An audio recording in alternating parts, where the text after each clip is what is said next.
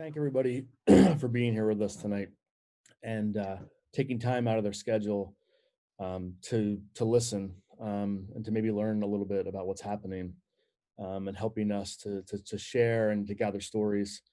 Um, Thank you to Simpatico Theater and Troy Foundry Theater for doing this for Charlie and I. We appreciate it more than you know. And thank you for Chris for being with us tonight to be able to share some insight. Our speaker tonight is Christoper Moraff. He spent over a decade reporting on the intersection of policing, criminal justice, and civil liberties. His immense reporting from Kensington, Philadelphia has earned him a reputation as an expert on injection drug culture and the fentanyl crisis. His work has appeared in publications including The Daily Beast, The Washington Post, and Al Jazeera America. He's co-host of the podcast Narcotica and curator of the stock photo site stashhouse.org. Chris also has his newest project, which is Narco Media, which is his first kind of stab into video journalism, covering as a white man, covering communities of color and marginalized communities in Philadelphia. And he is trying to usher in a new era of reform of journalism ethics for journalists that are coming up. So please welcome me in bringing on our first speaker of this series at Simpatico Theater and Troy Foundry Theater, Christoper Moraff. Chris, thank you so much for being with us, man. Absolutely. Thanks for having me, Adam. Can you hear me okay? Sounds good. Yeah. Okay. I'd like to start by saying that death is not a necessary end to opioid use. In fact, with safe supply, it doesn't need to even be terribly harmful. It has very little organ toxicity. Alcohol does far more damage. We could stop deaths by opioid overdose tomorrow if we really had the political will. That's the first thing I'd like to point out.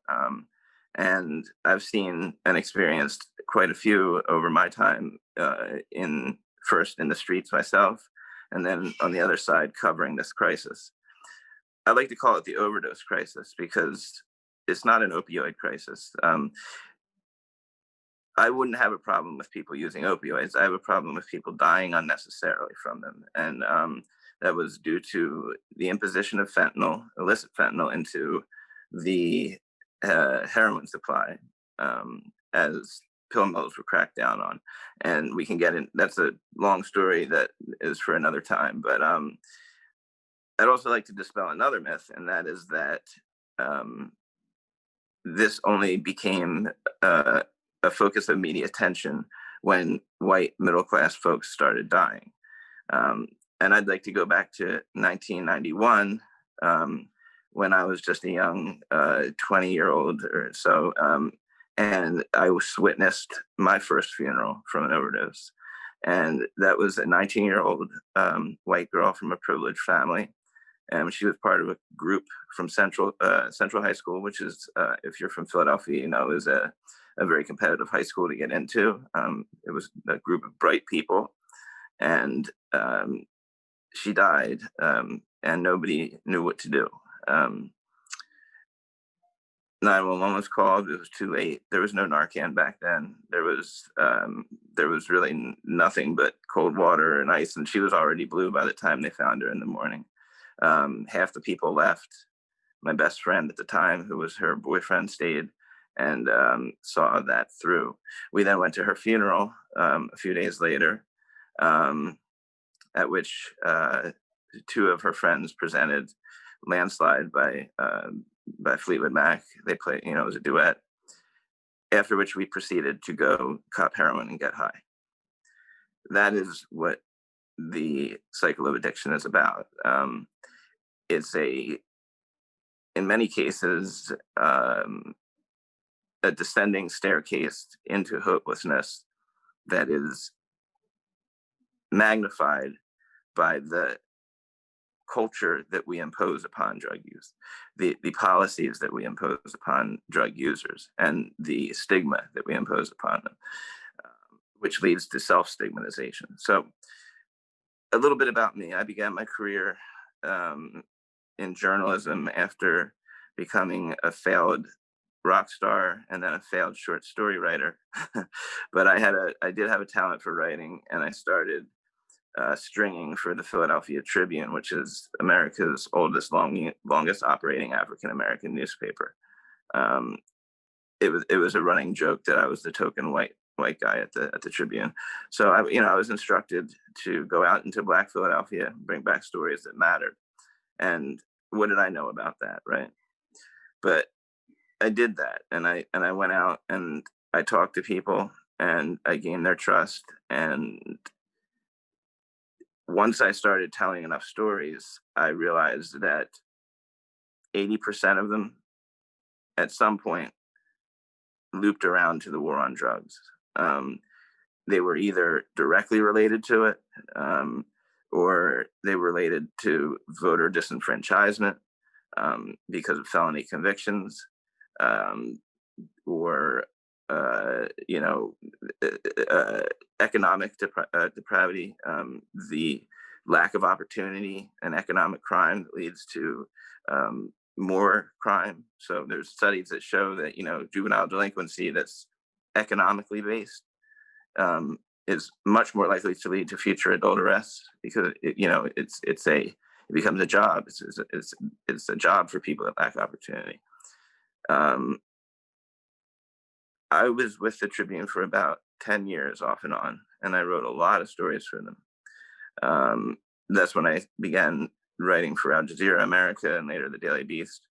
And I think the first thing that popped on my radar was the chronic pain issue, that people that were in dire need of opioids were being systematically and abruptly cut off from them with no ancillary services at all. In fact, as recently as last year, I was having coffee with a source from the DEA, and they're going after doctors a bit harder now that the state attorney general has taken over the fight in Kensington here for the drug war here.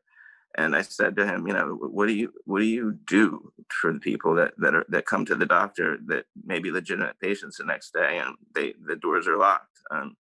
And he acknowledged they could do better. He said, we let the emergency rooms know that they might get some overflow. I mean, that is a pathway into illicit drug use for people that were stabilized on a medication that is FDA approved, that is dose invariable, which means you're getting the same dose every time, you know what you're taking.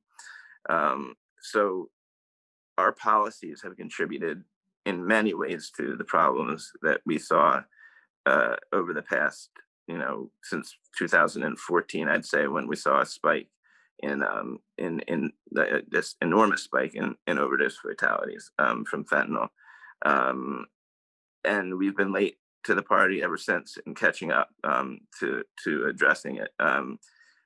Fentanyl test strips I began using to sort of demonstrate for drug users on the street what they were taking. And by the time the city got around to introducing them, which I do give them credit for doing, because it was an investment that not everyone bought into, drug users were seeking out fentanyl.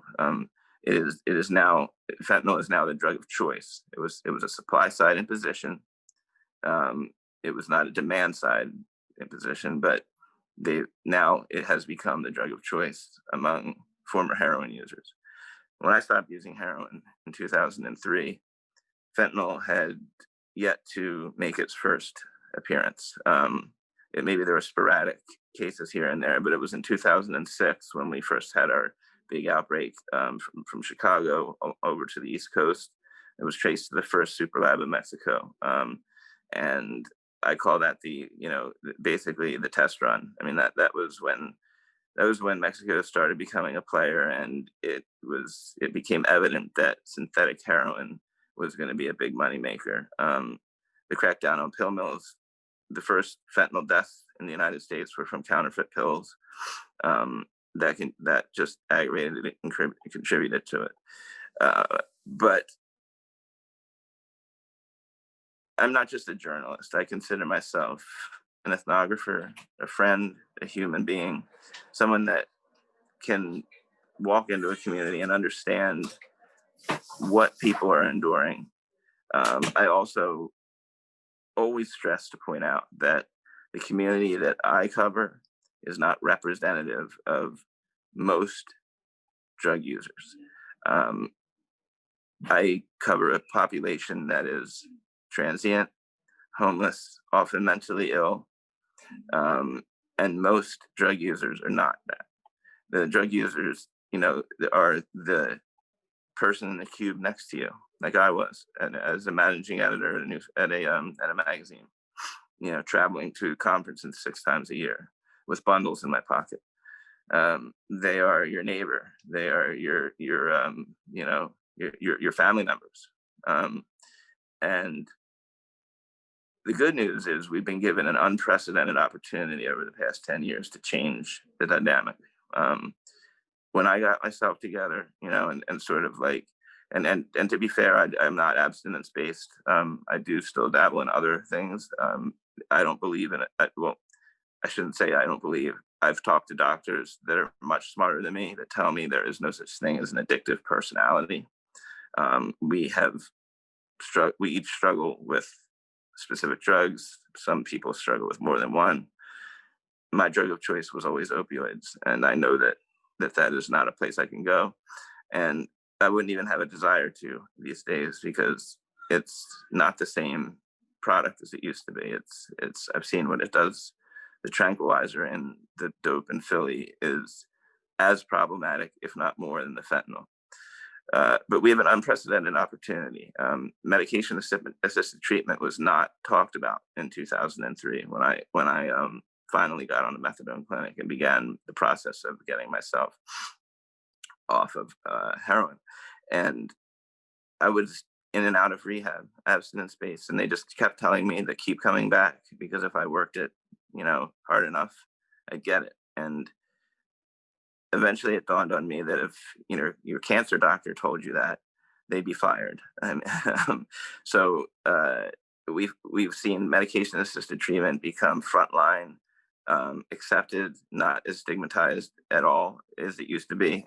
There's still self stigmatization among drug users, who want to be completely opioid free, and they don't really understand the dynamics of long acting opioids like methadone or Suboxone and the short acting ones.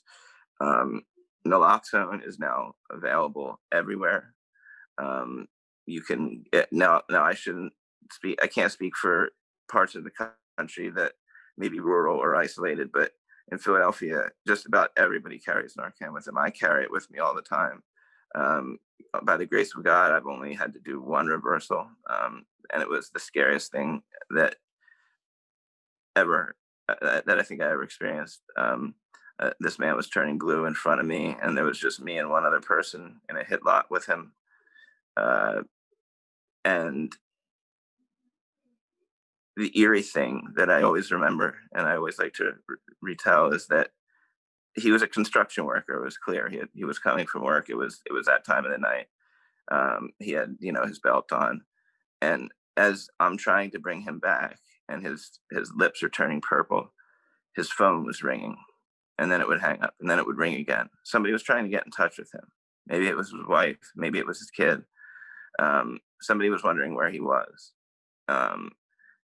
and I'll never forget that feeling of having this man's life, it seemed, in my hands, and knowing that somebody cared about him, and when I did finally revive him, he spoke very little English, but he tried to hand me $5 as a token of his appreciation, which of course I refused. But it just struck me, to the core that he wanted to pay me for saving his life, and that brings me to my work as a journalist. I am lucky enough, at least I have been lucky enough, I'm working on it for this year in 2021 to be grant funded, which gives me the freedom to straddle different worlds and sort of like bend what I believe to be anachronistic journalistic ethics. I won't name the network, but there's a national news network that came to Philadelphia when the bridge encampments were at the height of their population, which was 4 bridge encampments with maybe 400 people living under them during one of the coldest winters on record. And they called me to see if I would fix for them a little bit. And I didn't want a fee. I just wanted to be able to be on national news, like kind of telling you what I'm telling you now. And that didn't happen, but they made sure that they got their requisite pictures or requisite videos of the guy in the tent shooting up that I got them in. And it was just the basic story that we hear over and over again that barely scratches the surface of what this is about. And I decided then and there that and when I told him that I would, it would probably be a good idea for him to get a carton of Newports, to hand out and, be good, as a gesture of good faith. He said, well, I'll run it by legal, but I'm not sure about that. He did bring the Newports, it turns out, but I realized that we're taking from a community, and we're not giving back in many cases, journalistic as journalists and reporters. And the community notices that, and it took me a year at least to gain enough trust to be, among people, and they knew me, they would come to know me by name. And really it was because I carried Narcan and Clean Works and I never carried cash because I have so much compassion that if I see somebody sick, I'll get them well. And I just had a newborn infant, and I certainly can't afford to do that anymore. So, but where I could, I would help, and they started letting me into their lives more and more, deeper and deeper, and I think that journalism can do better. That the field can do better at immersion reporting. Like, this is a war on domestic soil, and yet many journalists rely on proxies, like, on one hand law enforcement and government, on the other hand academics or harm reductionists or reformists, to tell the story for them, and they have the opportunity to go out in the field on the front lines themselves, and unfortunately the resources just aren't there. So I'm not a wealthy man. I'm now raising a baby, and and have a partner to take care of, and I do this because it's the only thing I know how to do, really. Writing about people that have been trampled in one way or another by our system that we have to take responsibility for at the end of the day. The war on drugs is a war on communities. It's a war on people. It's even a war on police. You know how many police are killed in the line of duty to prevent a consensual exchange of goods and services between 2 consenting adults? That is unacceptable, and I push police on that all the time. Why isn't this a workplace issue? Why isn't this a labor issue? And I find many beat cops at the that are actually out there walking the beat have more progressive views than you might think about this, although they won't publicly state that they talk to me. And that's been a point of pride for me, is to be able to talk to drug dealers and police and have them both know that what they tell me is privileged. I have more unpublished information than I have published, but it's about relationships, I guess I would close by just sort of once again reiterating that that we're at an unprecedented crossroads. We're talking about supervised injection in America, and that got upended a little bit by the way it was presented. And if you know anything about the story in Philadelphia, you know this. If you don't, I won't. I would encourage you to read about it, because I've written quite a bit about it for Filter magazine. Um, but the fact that we're even talking about that is worlds away from where I was when we used to have to reuse a syringe until the numbers wore off of it and sharpen it on a matchbook. Um, you know, and Prevention Point and the syringe exchanges have been great, and the Narcan has been game changing. I've seen more people reverse each other, and it always happens before the ambulance and the police get there. They show up, but the job's been done, and that is why the population that I cover is, because they're transient, they're always they cluster together, and there's sort of like it's a double-edged sword. There's people that go home and that have the luxury of using alone, and they're often the ones that die. And I tell mothers all the time, I get it. You can't let your kid have a key to your house or whatever the case may be. They're going to rob you from you or steal stuff, but let them in for 20 minutes. Let them use the bathroom. You might save their life, and then tell them they can go until the next time they need it. But I guess that's probably about all I have. I mean, I could talk a little bit about Narco Media, which began as when I started getting invited by journalism schools to come speak to journalism students about what I do, and I guess my star kind of started rising a little bit on social media. And Jeff Jarvis at City University of New York was the first one to do so, and I've always admired him.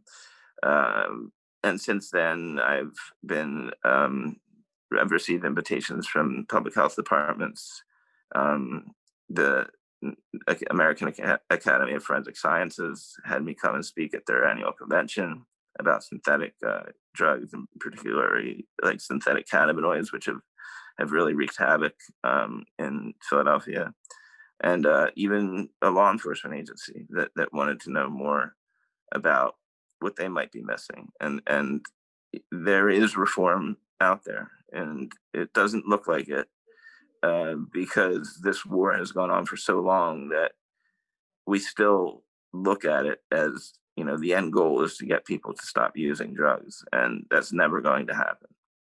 It's just not. In the meantime, we can keep them alive, though.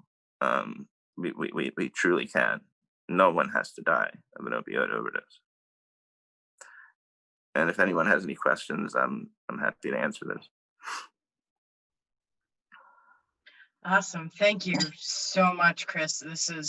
Your story's amazing. I'm so honored we got you on this conversation.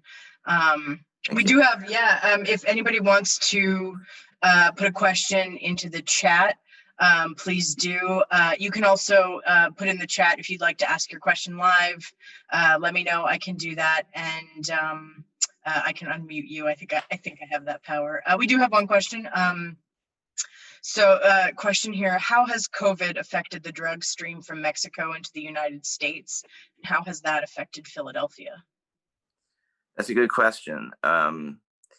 So at first, the quality of the drug, of the heroin, the street heroin, declined precipitously. But I spoke to intelligence officials along the Mexican border, and I have some sources down there that said just as much was making it across. I think that there was a perception that there was going to be a drought. Many of the precursor chemicals were already on the high seas, according to intelligence reports, when COVID hit China. But what it has done is the stay-at-home order decimated, the population for a while. These are people that rely on, like, folks like you and me that are going to work or whatever, or like, for their daily hustle to get well. And there was desperation, real desperation. I mean, it was like people were just getting hit for no reason. Just anger was, like frustration was turning into anger, was turning into, and I've noticed this before in the past, that when you disrupt drug markets. In the past, it was like Operation Sunrise in 1998 was an effort to like put a cop on every corner and make it just really difficult and scary to get drugs, you know. And it just became it just was a dog eat dog, you know, effect where one drug user would wait at the train for another one to come back and then rob him, because why go take the risk yourself? So Yeah. when you know, the more pressure we put on black markets like that, the more unstable and chaotic they become. So yeah, the product declined. We've seen a really stark increase in the use of xylazine as a cutting agent. For a while, I had access to a lab that was doing mass spec work for us, and I think we were the only project, certainly in Philadelphia and I believe on the East Coast, that was randomly sampling, like in real time, drugs that we acquired from the streets. And the xylazine, in many cases, was the dominant compound. And for those who aren't familiar with that, it's a export of Puerto Rico as a drug of abuse, largely. So it's always been sort of around and used as a cutting agent. It's a sedative for large animals, and it's if you go to Kensington and you see people just like completely zombified and out, it's generally the xylazine that's in the heroin or the fentanyl they're using, or synthetic cannabinoids. Yeah. That actually kind of ties into another question that we just received, which is, I've heard that quality has dropped. Did this increase violence in Philadelphia? Right. I mean, it's kind of yeah. I mean, in some ways, okay. So quality has dropped, but it's always been a hit or miss game. I mean, you can get a bag that was, you know, fire in the morning, and then in the afternoon it's just falling down to the garbage. But it did increase violence in the sense that like crews were fighting each other for the little bit of customers there were. So if you were, I heard stories of, like, you know, a guy who regularly copped at a certain corner, passing by that corner because their work had fallen off, and getting like beaten up basically for doing so, you know.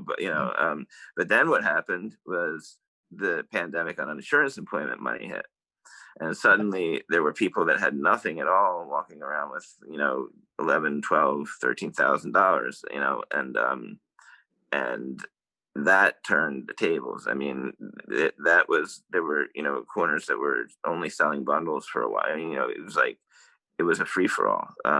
You know, the community was deprived of everything, you know, they had, and then we just dumped money back into the economy, the drug economy.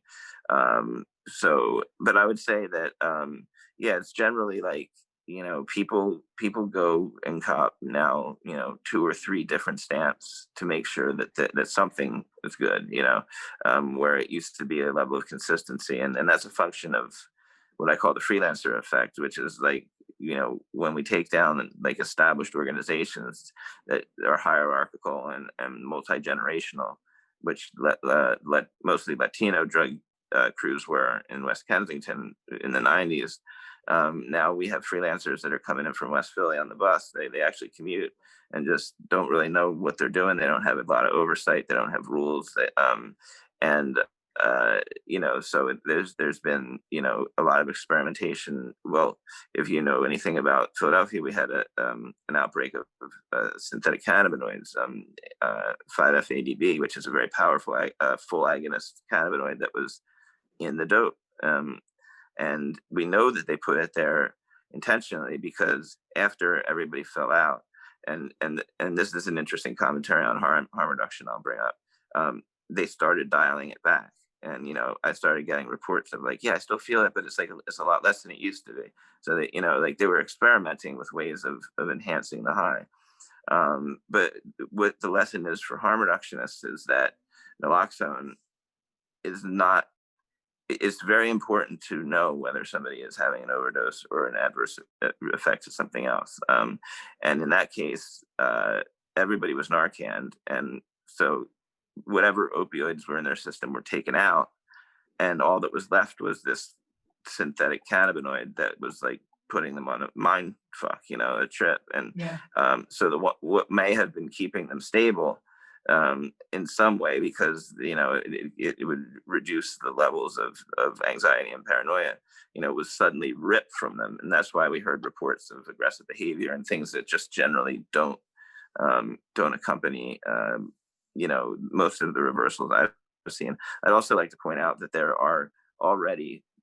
have been and are today supervised injection type organizations and facilities and even drug dealers that carry Narcan with. And I know a meth dealer in South Philadelphia that travels. It's different than Kensington. They go from house to house, hit houses, and he's brought back like 40 people, because he always has it with him. So getting it out into the hands of everybody is really the best thing we can do. Awesome. That leads into another question that we just got, which I think would be great. And we can share a bunch of links on our website for resources. But the question is, what are the best resources in Philadelphia to check out if you want to help the community? Well, obviously, Prevention Point Philadelphia is great. But the people that are really doing the some of the hardest work and some of the most impactful work are doing it on their own. Adam knows Paul Gorman. He's mentioned Paul as somebody that might do it, might be on here. I admire Paul greatly. He's a one-man harm reduction show. Project Safe is a great group that works with sex workers that really have it probably the hardest up there. In South Philadelphia, it's a little bit less.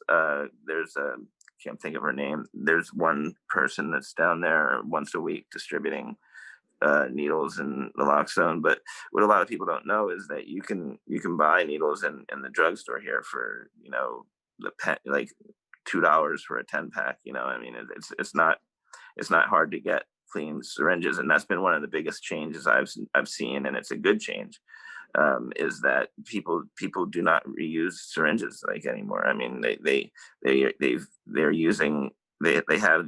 the ability and the capacity and the desire to use a clean set of works every time they shoot up almost, and that was unheard of years ago. But it's limited to Philadelphia. I mean, we need reform. We need a state bill that will legalize syringe exchange across Pennsylvania and in other places where it's where it's illegal. Yeah, absolutely. We have another question. What advice would you give to people trying to stop resorting to unhealthy coping methods? So, however you would interpret that. Yeah. I have some unhealthy coping methods myself. Well, that's a very broad question. I mean, I would say that communicating with somebody that you're close with. I mean, and if you have 2 friends in your life, 3 friends, you're a rich man. I truly do believe that. You need somebody that you can be sincere and honest with. And unfortunately, we've created an environment where we've destroyed the doctor-patient relationship. We've destroyed the relationship even within the recovery community. Paul Yaber was a force in the city. He was a harm reductionist, and he died alone and under a trestle down by the tracks because he couldn't tell anybody that he had relapsed, or he'd get kicked out of his recovery house. He'd lose his housing. So housing is a big issue. So it's really more what can we tell the people around the people that need new coping skills. We need to recognize that the stigma that has been placed on drug users internalize themselves, and having somebody to speak to and not sort of just offer advice, and there also needs to be like a real trend of changing the laws around methadone. I mean, like this is for heroin users and particularly or whatever, but this is a drug that's life-saving. It's way more it has way more potential to stabilize fentanyl users than Suboxone does. And unfortunately, it's still, the subject of anachronistic rules and laws that allow individual clinics to make their own rules that are far more stringent than federal guidelines. Yeah. But coping is tough. I cope with anxiety. I take anti-anxiety meds for that, and I feel no shame in saying that. I mean, Yeah. in some cases, medication and that's why I believe in safe supply. Ultimately, you can build a supervised injection facility, but you're still the supply you're receiving is still nobody knows what it is. We would come back with samples that had 20 different compounds in it. Yeah. So we have another experience and question to share here. I happened to be driving up Broad Street the day a group of Safehouse protesters were marching south. There was a lot of hate, outrage, passion, some people who had lost family members themselves, who were vehemently opposed to harm reduction policies of any kind. How do we change minds on this issue? Can we get Safehouse back? Well, like I said, the good news is that wherever there's naloxone, there's a safe house, right? But Safehouse is still, I'm still in touch with them, and we're completing a documentary, me and my co-producer Seth Dalton, on this fight. Safehouse may have been their role may have been to pave the way for somebody else to do this, and if that was their role, because they had the power and the political influence to take this to court and get a federal get a federal ruling on it, I'd say that they would all see that as a victory. But unfortunately, we're in a very divisive society right now, and the same people that we're fighting against Safehouse we're fighting against wearing masks, and it's like it's the same group, and the Columbus statue in South Philadelphia, it's the same group. And I would say that so during the filming of the documentary we're working on, we went home with a drug user who himself was against having it in South Philadelphia. He felt that it was too close to home, and that he it shouldn't be in a place where there's daycares and other elderly care, and he wanted it to be in Kensington. And we sat down with his mom and showed her and she had been opposed, and we showed her a picture of what Insight looked like, and she said, oh my God, like I had no idea that's what it was. Like, I just pictured this big living room with a bunch of pillows where people were getting high. And so information is the best, is the best course of action. But I would say that at the end of the day, I don't believe that community buy-in is necessary. This is a life-saving measure. Nobody asked me if I wanted Wendy's on the corner of Broad and Snyder. I don't see why that's necessary now. And I think that it wouldn't be sharing too much to say that I think Safehouse got that lesson in South Philadelphia. Yeah, absolutely. Another great question popped up here. Where can people get Narcan in Philadelphia? Well, they can get it at Prevention Point, certainly. They can get it from Paul Gorman, and I don't have his number handy. They can get it from me. But if you if you need to get it in big increments, you go to the Department of Health, because or reach out to if you can, and I have some contacts there, because they have cases of stuff that's like a little bit over expiration, and they can't do anything with it anymore, but they can give it to me, and the jury is still kind of out on how long that lasts, and but it's pretty clear that a year over the expiration date is still going to save a life. Awesome. And we're gonna I'm making note of all these resources. We're gonna build up our resource page on our website and make sure that we'll share that with all our folks too, and see how we can get that out there. There was another question here. Let me scroll back up to it. Great. So we have someone who has shared with us. I'm also a recovering addict, journalist, and harm reductionist. Do you ever find yourself experiencing cravings? I know there are times I've struggled doing the work I do. Um, Strangely enough, no, and that's because, well, for one thing, it's been a long time, and I I you know I think that my life has changed quite a bit since then. You know, I'm almost 50 now. I have a child. My anxiety is taken care of, and through other medication, but mostly it's because I've seen that it's not the same drug I was using. It doesn't look appealing to me. I got energy from opioids. I would go for 10-mile bike rides. I didn't want to be asleep, and after seeing what's in the dope, it's cheaper and it's more powerful, but it's packed with sedating like compounds and cutting agents that are just going to basically put you to sleep. And that was not something that I desired from an opioid high. Awesome.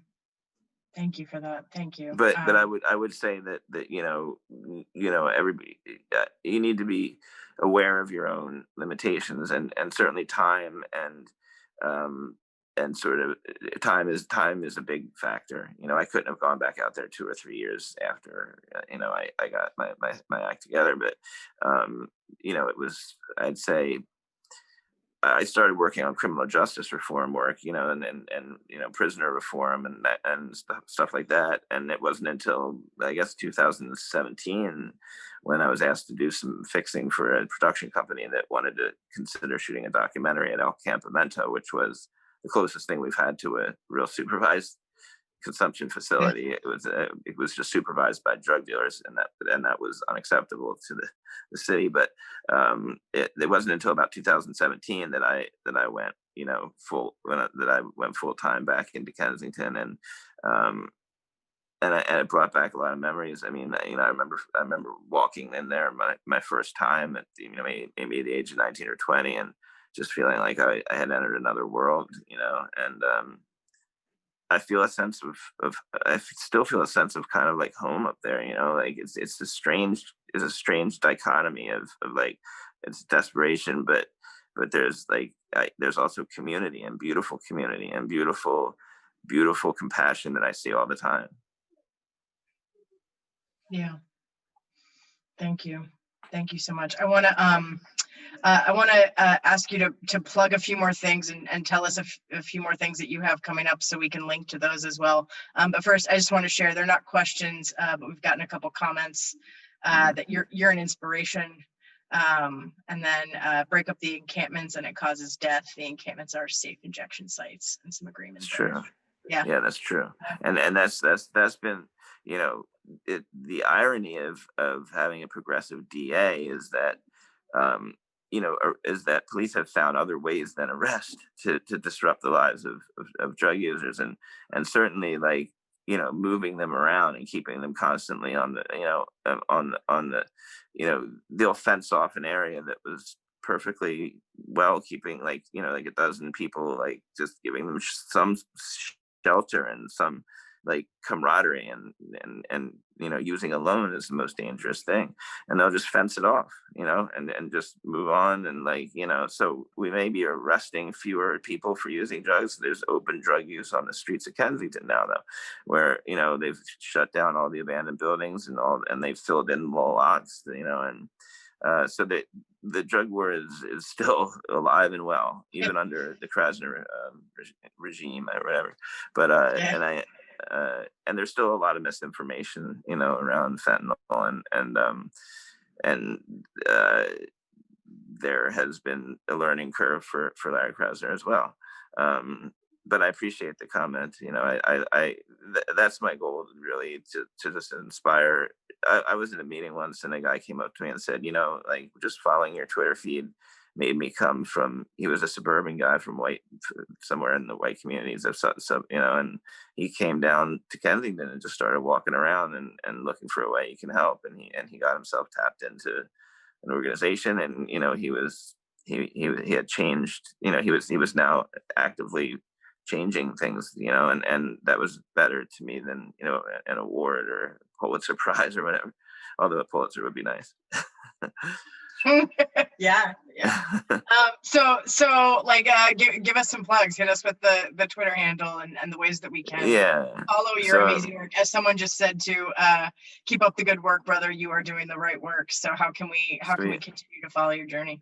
So I'd first say, unfortunately, my primary Twitter account got hacked, and I was shut out of it. So not everyone's a fan, but that's at Moraff, and at Moraff, and it's still there. It's still active. It's still got my archive. You can look at it. Just if anybody direct messages you from there, it's not me. But currently, and it's got a lot of my testing. I mean, it's got so much of my intellectual property there that and I've been struggling to get it back. But Twitter is like an opaque wall of doom, But I'm at Moraff Reports now, so at Moraff Reports.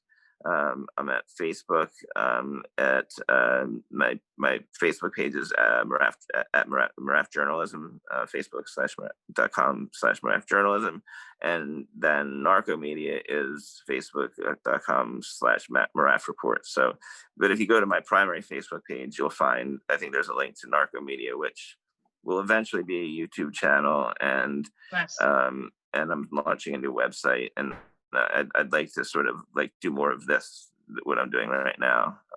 You should be, absolutely. Well, we'll link to all of those things as well, and make sure that we help get that word out there, get your word out there. Sure. Thank you so much.